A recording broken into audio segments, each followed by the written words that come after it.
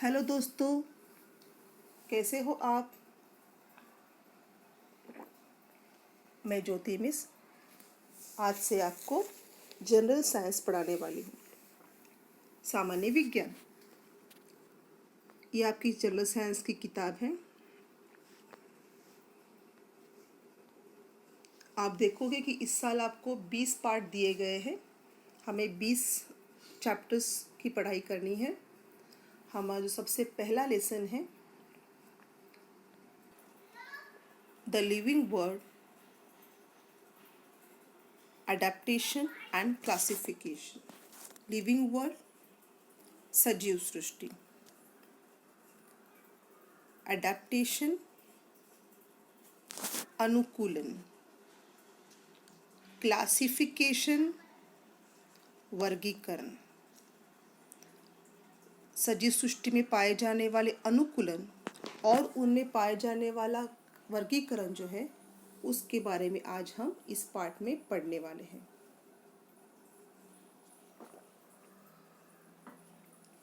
सृष्टि में जो विविधता पाई जाती है, उसमें से सबसे महत्वपूर्ण विविधता है सजीव और निर्जीव। सजीव दो प्रकार के होते हैं, प्राणी और वनस्पति।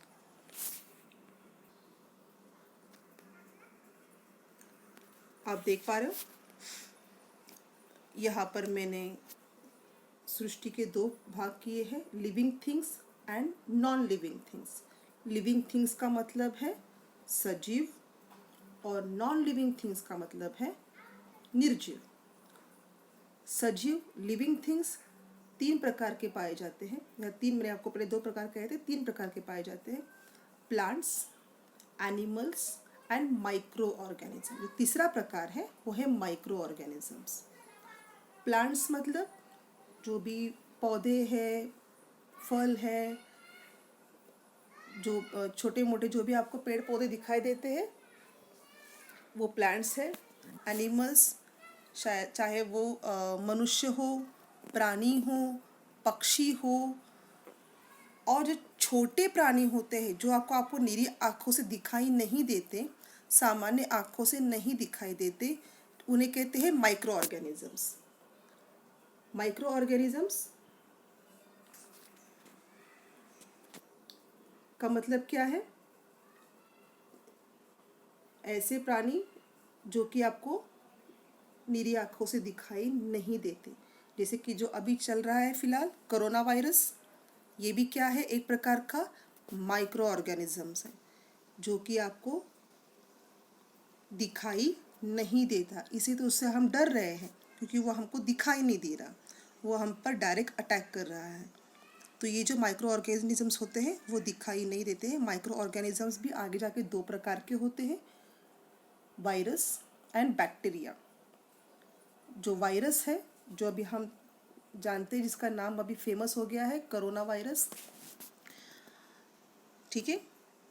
तो दोबारा एक बार, लिविंग थिंग्स तीन प्रकार के हैं, plants, animals and micro organisms.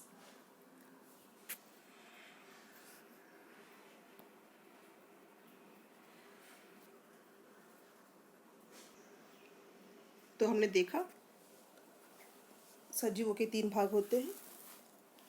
इसी प्रकार से हमारे पृथ्वी पर बहुत सारे सजीव हैं, उनकी काफ़ी वैरायटी पाई जाती है, विविधता पाई जाती है। और किस प्रकार की विविधता पाई जाती है, ये आज हम इस पाठ में पढ़ने वाले हैं। शुरू करते हैं।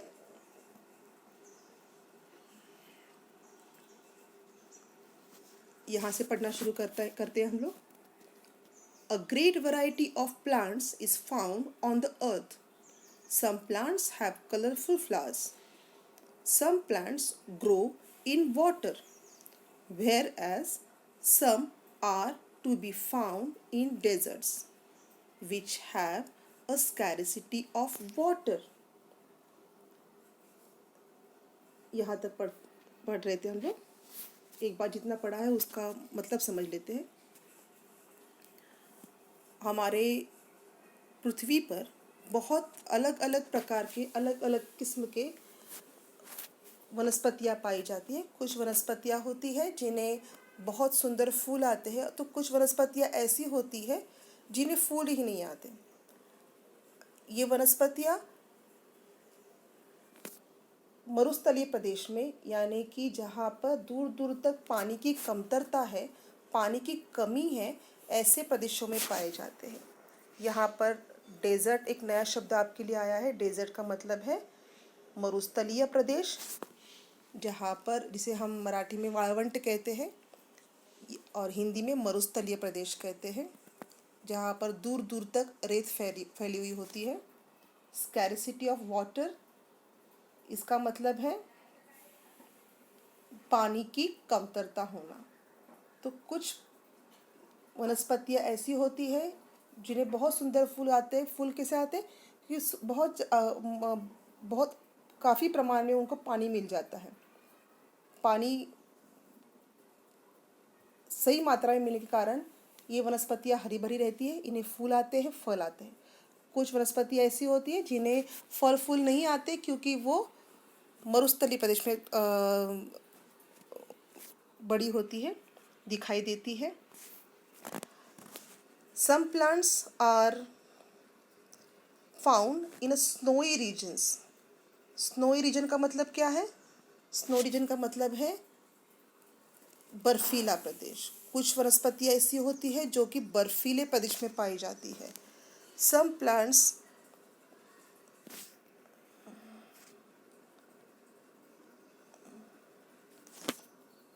plants cannot be seen without a microscope. Microscope, सूक्ष्मदर्शी। कुछ वनस्पतियाँ ऐसी होती है जो कि सूक्ष्मदर्शी के अलावा दिखाई नहीं देती, जिनको देखने के लिए सूक्ष्मदर्शी का ही उपयोग किया जाता है। तो कुछ वनस्पतियाँ होती है वो आकार में इतनी बड़ी होती है कि हम उसको दूर से भी देख सकते हैं। Like plants, animals too have diversity. प्राणियों, वनस्पतियों की तरह ही प्राणियों में भी डाइवर्सिटी। डाइवर्सिटी का मतलब है विविधता। डाइवर्सिटी का मतलब है विविधता। Some are unicellular and others are multicellular. Unicellular का मतलब है एक कोशिकीय। मल्टीसेल्युलर का मतलब है बहुकोशिकीय। कुछ वनस्पतियाँ ऐसी होती है कि जो आपको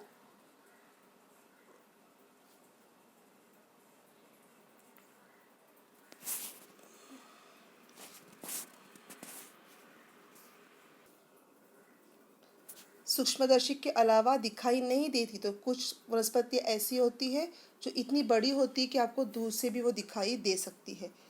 कुछ वनस्पतियों की तरह ही प्राणियों में भी विविधता पाई जाती है, डाइवर्सिटी पाई जाती है। कुछ प्राणी होते हैं जो यूनिसेल्युलर होते हैं, तो कुछ प्राणी मल्टीसेल्युलर होते हैं। यूनिसेल्युलर मतलब एक कोशिकीय, मैंने आपको बताया, और मल्टीसेल्युलर यानी कि बहुकोशिकीय। यूनिसेल्युलर का अर्थ होता है केवल एक ही कोशिका पाई जाती है। वो इतने सूक्ष्म होते हैं कि आप उनको निरी आँखों से देख नहीं पाते। इसका उदाहरण है अमीबा। मल्टीसेल्युलर, बहुकोशिकीय। मनुष्य एक बहुकोशिकीय प्राणी है, क्योंकि हमारा शरीर जो है बहुत सारे छोटे छोटे कोशिकाओं से बना है। आप जिन जिन प्राणियों को देख पाते हो, महसूस कर पाते हो, वो सभी प्राणी बहुकोशिकीय है। Some plants, some are vertebrates and others are invertebrates. Some are vertebrates. Vertebrates का मतलब क्या है? Vertebrates का मतलब है जिनको रीढ़ की हड्डी होती है, उन्हें vertebrates कहा जाता है। Vertebrates का मतलब है पृष्ठवंशीय प्राणी।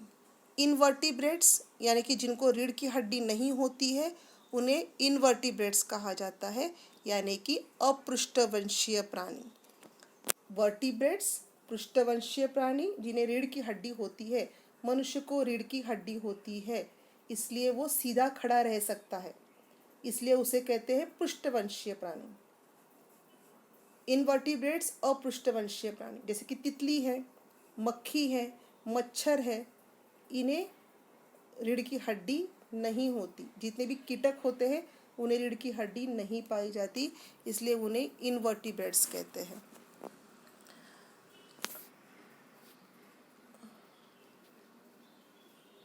This world is full of variety of animals. हमारा जो दुनिया है, जो विश्व है, वो बहुत सारे प्रकार के, विविध प्रकार के प्राणियों से भरा हुआ है। Aquatic, terrestrial, amphibian, reptilian and aerial. Aquatic पानी में रहने वाले जलीय प्राणी, टेरेस्टेरियल स्थलीय प्राणी। जलीय प्राणी का उदाहरण क्या है? मछली। मछली पानी में पाई जाती है। टेरेस्टेरियल ज़मीन पर रहने वाले प्राणी कौन से हैं? हम सब ज़मीन पर रहते हैं। बाघ, शेर, चीता, हाथी, ये सब ज़मीन पर रहने वाले प्राणी हैं। एम्फीबियन का अर्थ है उभयचर प्राणी, जो कि ज़मीन पर भी रहते हैं और पानी के अंदर भी रहते हैं, जैसे कि मगरमच्छ, मेंढक और जलीय कछुए। रेप्टिलियन का मतलब होता है जो ज़मीन पर रेंगते हैं, रेंगने वाले प्राणी, जैसे कि सांप हो गया, छिपकली हो गई, इन्हें रेप्टिलियंस कहते हैं। आगे है एरियल। एरियल का मतलब क्या है? एरियल का मतलब है आकाश में उड़ने वाले, जैसे कि पंछी है। पंछी आकाश में उड़ते हैं, इसलिए उन्हें कहते हैं एरियल। आकाश में, हवा में, एरियल एयर मतलब हवा, ऊपर हवा में उड़ने वाले जो प्राणी हैं उन्हें कहते हैं एरियल। तो इस प्रकार से हमने देखा कि हमारे पृथ्वी पर, पूरी दुनिया में अलग अलग प्रकार के प्राणी और वनस्पतियां पाई जाती है। हर प्राणी और वनस्पति में भी आपको विविधता दिखाई देगी। एक गुलाब का फूल ही ले लो। सिर्फ गुलाब का फूल अगर मैंने कहा तो गुलाब के फूल में भी आपको विविधता दिखाई देगी। रंग बिरंगे अलग अलग प्रकार के गुलाब आपको दिखाई देंगे। कुछ गुलाब आकार में छोटे हैं तो कुछ गुलाब आकार में बड़े हैं।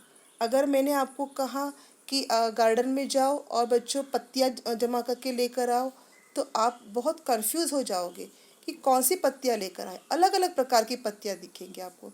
कुछ पत्तियां बहुत छोटी है तो कुछ पत्तियां बहुत बड़ी है। कुछ पत्तियों का रंग हरा दिख रहा है तो कुछ पत्तियां ऐसी है जिनका रंग अलग प्रकार का है, उन पर सफ़ेद रंग के धब्बे हैं।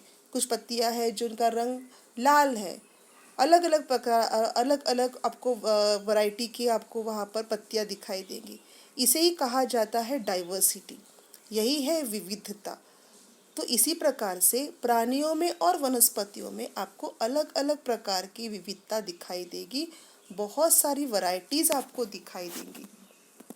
चलो देखते हैं कि किस प्रकार की वैरायटीज़ है।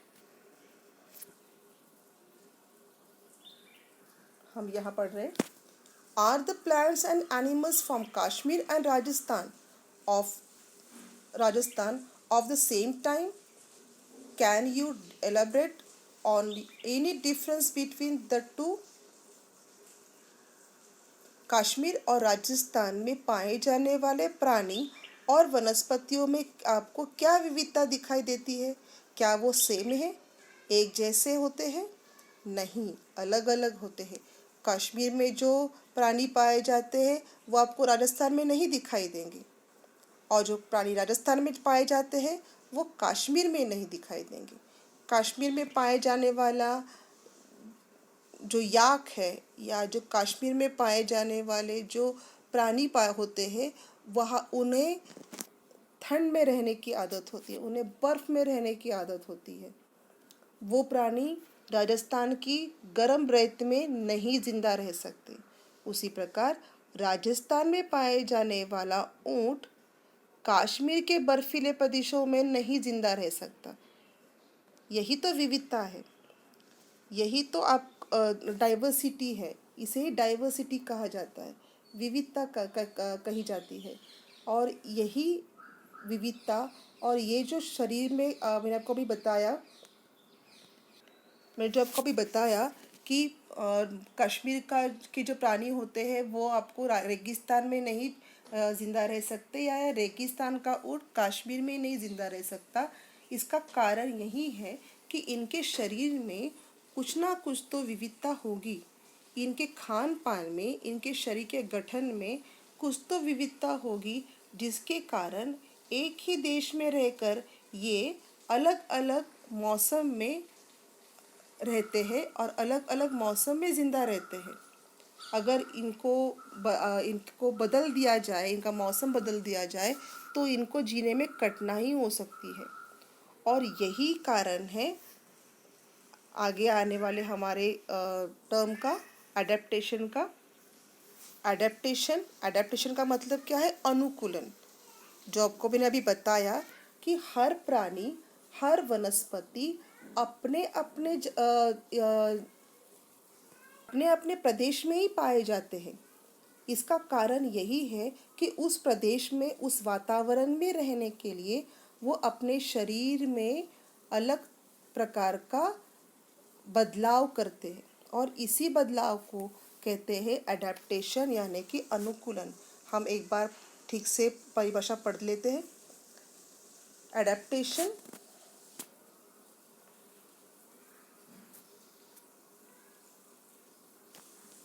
gradual changes occur in the body parts and also in the behavior of organisms, which help them to adjust to their surroundings. Such changes are called adaptations. दोबारा एक बार पढ़ते हैं, मेरे साथ साथ आप भी पढ़िए। Gradual changes occur in the body parts and also in the behavior of organisms, which help them to adjust to their surroundings. Such changes are called adaptation. प्रत्येक सजीव जिस परिसर और वातावरण में रहता है, उस परिसर और वातावरण के साथ अपने आप को ढालने के लिए, समन्वय प्रस्थापित करने के लिए वो अपने शरीर के अंगों में और अपने जीवन पद्धति में कुछ बदलाव करता है। ये बदलाव समय के अनुसार होता है। एक दिन के अंदर ये बदलाव नहीं हो सकता। ये बदलाव होने के लिए कुछ समय जाना आवश्यक होता है। जो बदलाव वो करता है समय के अनुसार, उस बदलाव को, उस परिवर्तन को ही एडेप्टेशन यानी कि अनुकूलन कहा जाता है। मैं दोबारा एक बार आपको समझा दूं। प्रत्येक सजीव जिस परिसर या वातावरण में रहता है, उस वातावरण में समन्वय प्रस्थापित करने के लिए, उस वातावरण के साथ अपने आप को ढालने के लिए वो अपने शरीर के अंगों में कुछ बदलाव करता है और साथ साथ अपने जीवन पद्धति में भी कुछ बदलाव करता है। ये बदलाव समय के अनुसार धीरे धीरे होता है और इसी बदलाव को कहा जाता है, इसी परिवर्तन को कहा जाता है अनुकूलन यानी कि अडेप्टेशन। एक छोटा सा मैं आपको उदाहरण बता दूं। आपने सुना होगा, आपने आपके चौथी या पांचवी के पुस्तक में पढ़ा होगा कि मनुष्य बहुत पहले बंदर हुआ करते थे। अगर मनुष्य बहुत पहले बंदर हुआ करता था तो मनुष्य की पूंछ कहाँ चली गई? और मनुष्य जो पहले 4 पैर पर चलता था, अब 2 पैर पर क्यों चलने लग गया? उसके चेहरे में इतने बदलाव कैसे आ गए? उसके खान पान में इतने बदलाव कैसे आ गए? यही है अनुकूलन, अडेप्टेशन। कुछ बंदर के समूह धीरे धीरे अपने आप में, अपने शरीर में, वो जहाँ पर भी रहते थे, जिस जगह पर वो रहते थे, उस जगह पर पाए जाने वाले भोजन सामग्री के आधार पर उन्होंने अपने शरीर में धीरे धीरे कुछ बदलाव किए और उस बदलाव के चलते उस बंदर के समूह की पूंछ धीरे धीरे निकल गई। 4 पैरों की जगह पर वो 2 पैरों पर चलने लग गए। अपना अन्न प्राप्त करने के लिए, भोजन प्राप्त करने के लिए, ऊंचाई से भोजन प्राप्त करने के लिए वो अपने हाथों को ऊंचाई पर ले जाकर अपना भोजन निकालने लग गए। और ऐसे करते करते धीरे धीरे वो 4 पैरों की जगह 2 पैरों पर स्थिर खड़े रहने लगे। उनकी जो पूंछ थी, जिसका उनको अब कोई भी उपयोग नहीं था, वो धीरे धीरे निकल कर गिर गई। और ये बंदर, जो कि आज के मानव हैं, धीरे धीरे 4 पैरों की जगह 2 पैरों पर चलने लग गए। ये बदलाव कुछ 1 या 2 दिन के अंदर नहीं हुआ, ना इस बदलाव को होने के लिए महीने और 2 महीने लगे। ये बदलाव धीरे धीरे हुआ है। ये बदलाव होने के लिए काफ़ी समय लगा होगा, और इसीलिए आज का मानव आपको अलग दिखाई देता है बंदरों से। समझ में आ रही है मेरी बात आपको? इसे ही कहा जाता है एडेप्टेशन, यानी कि अनुकूलन। अब एडेप्टेशन 2 प्रकार का होता है। मैंने आपको बताया ना, ये अनुकूलन 2 प्रकार का पाया जाएगा। अगर सजीव 2 प्रकार के हैं तो नेचुरली एडेप्टेशन भी 2 प्रकार का होगा, अनुकूलन भी 2 प्रकार का होगा। तो 2 प्रकार का एडेप्टेशन पाया जाता है। एक होता है adaptation in plants and adaptation in animals. वनस्पतियों में पाए जाने वाला अनुकूलन और प्राणियों में पाए जाने वाला अनुकूलन। वनस्पतियों में पाए जाने वाला अनुकूलन किस प्रकार से होता है, यह आज हम आगे पढ़ेंगे।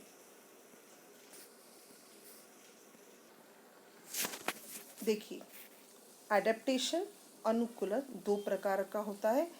Adaptation in plants and adaptation in animals. Adaptation in plants. Adaptation in plants 5 प्रकार के होते हैं। एक्वाटिक प्लांट्स, एडेप्टेशन इन एक्वाटिक प्लांट्स,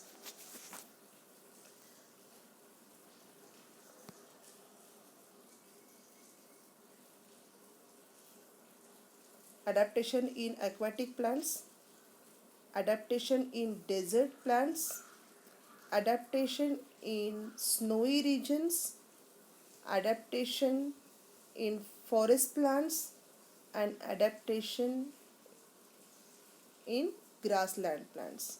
अलग अलग प्रकार के एडेप्टेशंस होते हैं। हम आज एक एक करके एक एक एडेप्टेशन पढ़ने वाले हैं। पहले आप इनका अर्थ समझ लो। एक्वाटिक प्लांट्स का अर्थ होता है,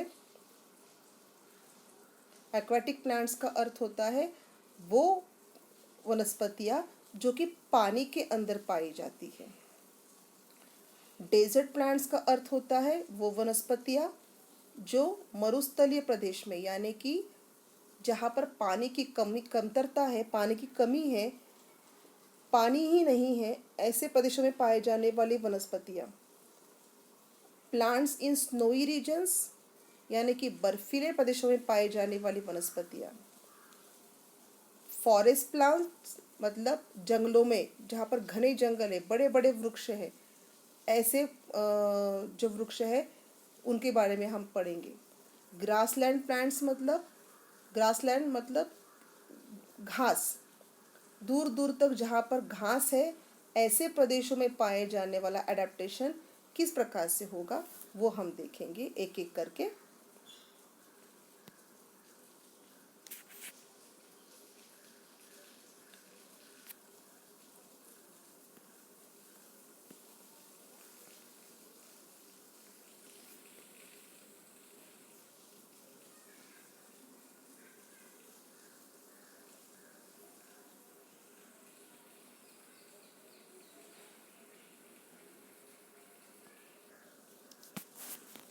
देखिए, एडेप्टेशन इन एक्वाटिक प्लांट्स। एक्वाटिक प्लांट्स मतलब कौन से प्लांट्स? जो पानी में पाए जाते हैं। आपको पता होगा कि उसका अब सबसे अच्छा उदाहरण है लोटस। लोटस यानी कि कमल का फूल। लोटस ये एक एक्वाटिक प्लांट है। इसके अलावा और बहुत सारे ऐसे वनस्पतियाँ होती है जो कि पानी के अंदर, सिर्फ पानी के अंदर पाई जाती है। अब इनकी क्या विशेषता है वो हम देखने वाले हैं।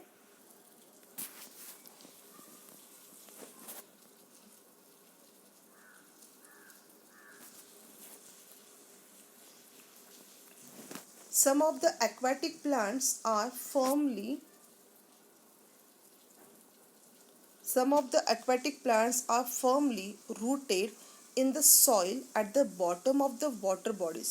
ये जो जलीय वनस्पतियाँ होती हैं, ये जलीय वनस्पतियाँ क्या करती है, ये अपने जो जड़ें होती हैं, इन जड़ों को ज़मीन के अंदर, मतलब पानी का जो निचला भाग है, पानी का जो पानी के अंदर पाए जाने वाली जो मिट्टी होती है, उसमें ये क्या करते हैं, अपनी जड़ों को मजबूती से गाड़ देते हैं।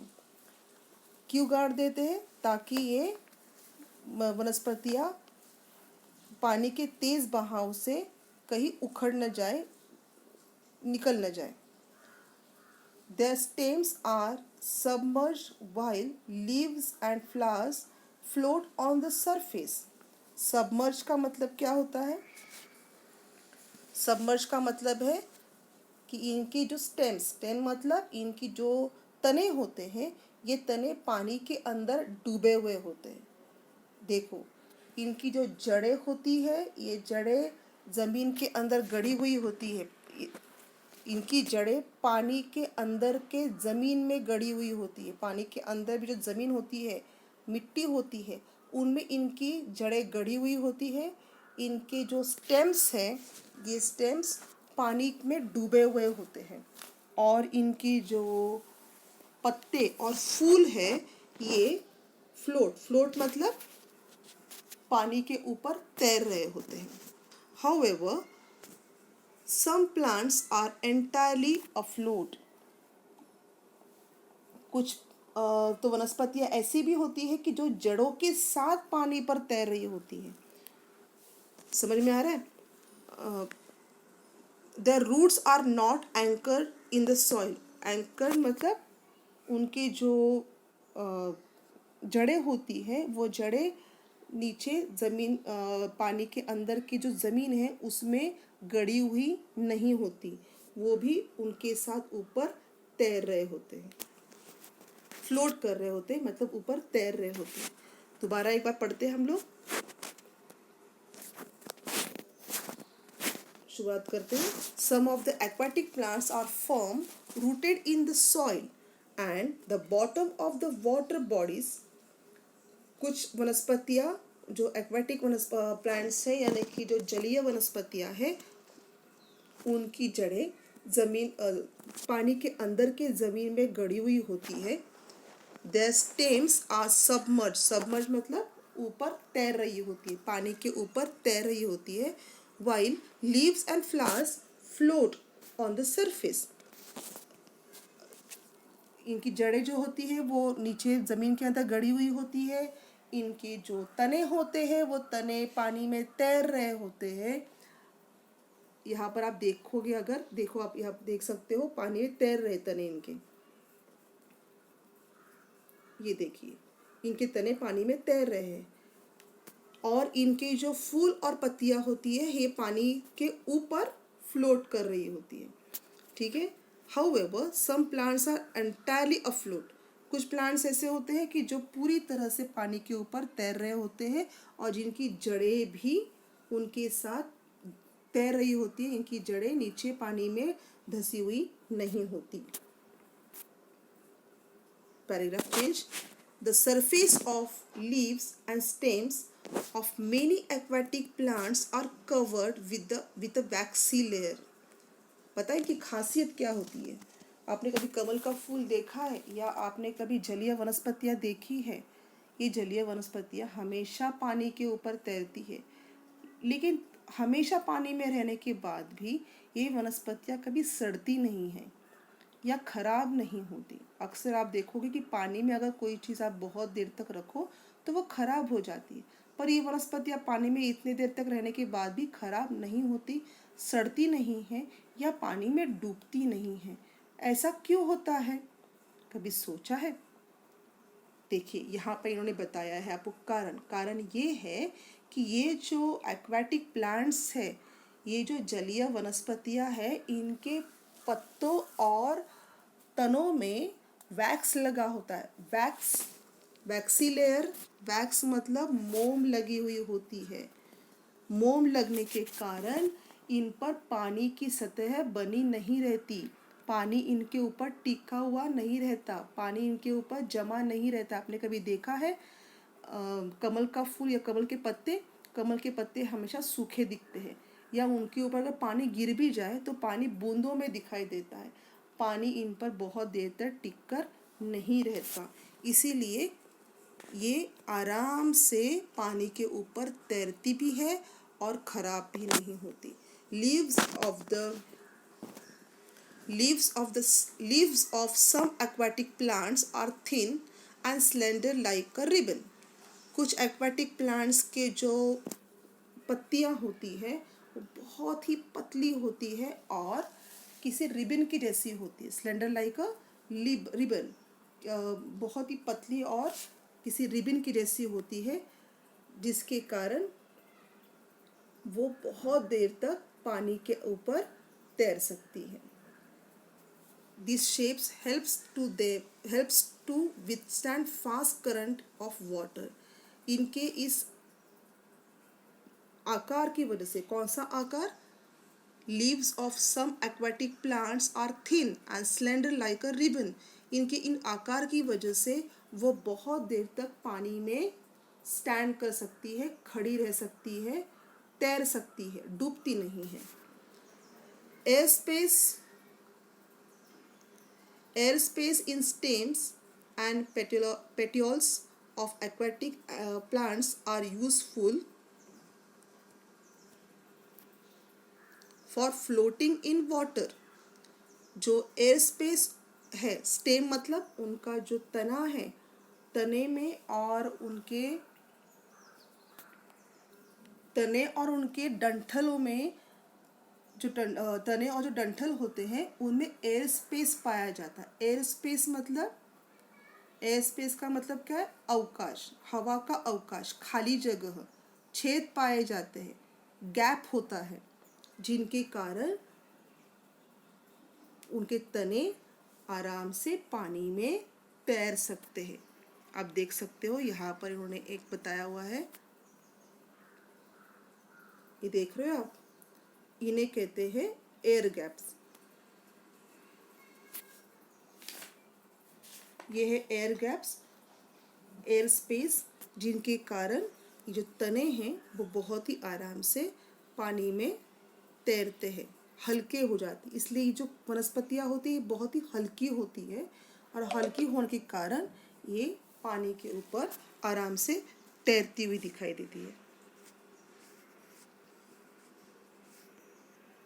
ये देखिए,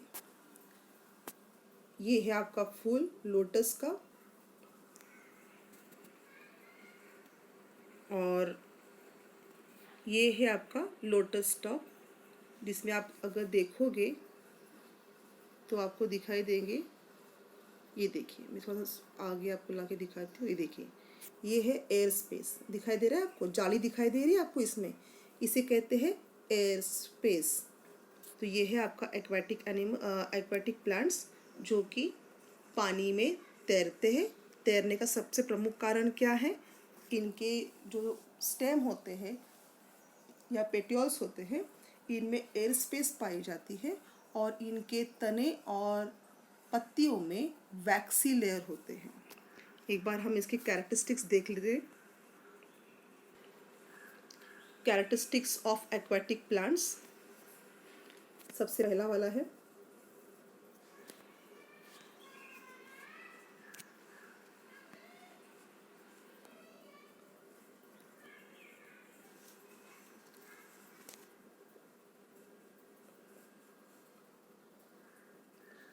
surface of leaves and stems of many aquatic plants are covered with a waxy layer. Surface जो होता है एक्वाटिक प्लांट्स का, सरफेस मतलब पृष्ठभाग, एक्वाटिक प्लांट्स यानी कि जलीय वनस्पतियों का पृष्ठभाग, किसका पृष्ठभाग? उनके पत्तों और उनके तनों का जो पृष्ठभाग होता है वो वैक्सी लेयर से कवर्ड होता है। वैक्सी लेयर मोम जैसा पदार्थ होता है मोम जैसा बहुत ही चमकीला और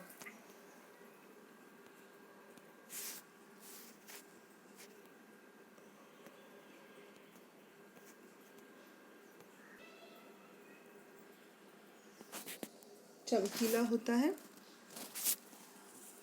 उस वैक्सी लेयर के कारण पानी पत्तियों के पृष्ठभाग पर जमा नहीं होता। Leaves of some aquatic plants are thin and slender like a ribbon. कुछ जलीय वनस्पतियाँ ऐसी होती है जिनके पत्ते बहुत ही पतले होते हैं और किसी रिबन के जैसे होते हैं, जिनके कारण वो तेज़ बहाव में भी आराम से अपने आप को खड़ा कर सकते हैं। Air space in stems and petioles of aquatic plants are useful for floating in water। Air space जो पाए जाते हैं तनों में और उनके